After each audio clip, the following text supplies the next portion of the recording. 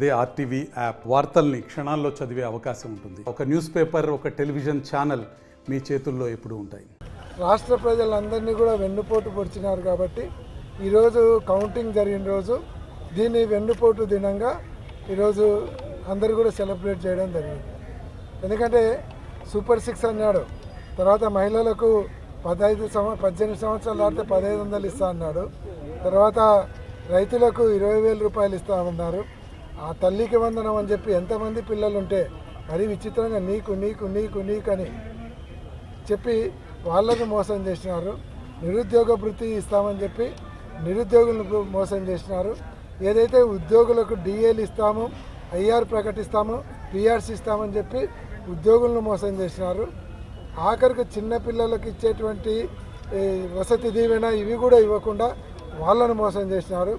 అంటే దాదాపు 8 సంవత్సరాల నుంచి 80 సంవత్సరాలు ఉండేటువంటి వాళ్ళందరినీ కూడా అన్ని రకాలుగా మోసం చేసి వెన్నుపోటు పొడిచినాడు. కాబట్టి దీన్ని వెన్నుపోటు దినంగా ఈరోజు అందరం చేయడం జరిగింది. కానీ ఈరోజు ఒక ర్యాలీ చేసి వదిలిపెట్టేది లేదు. ప్రభుత్వం ఇవన్నీ చేయాలని ప్రభుత్వం మీద ఒత్తిడి తీసుకొని వచ్చేదానికి ఈరోజు ఇది ఒక శాంపిల్ మాత్రమే. ఇవన్నీ ఇంప్లిమెంట్ చేసి ప్రజలకు ఇచ్చినటువంటి వాగ్దానాలన్నీ కూడా నిలబెట్టుకునేంత వరకు కూటమి ప్రభుత్వం వెంట పడతాము. ప్రజల కోసం పోరాటం చేయడానికి మా నాయకుడు వైఎస్ఆర్ కాంగ్రెస్ పార్టీ అన్ని రకాలుగా సిద్ధంగా ఉంది. ఇది ఏ ఎక్స్టెంట్కైనా పోయి ప్రజలకు ఇచ్చినటువంటి హామీలు నిలబెట్టుకునేదానికి వాళ్ళ మీద ఒత్తిడి తీసుకొని వస్తాం. ఏదో ఈ సంవత్సరము ఈ నెల ఆ నెల వచ్చే నెల అని చెప్తున్నారు. కానీ ఒకటి మాత్రం మేము డిమాండ్ చేస్తున్నాం, పోయిన సంవత్సరానికి కూడా కలిపి ఇవ్వాలి.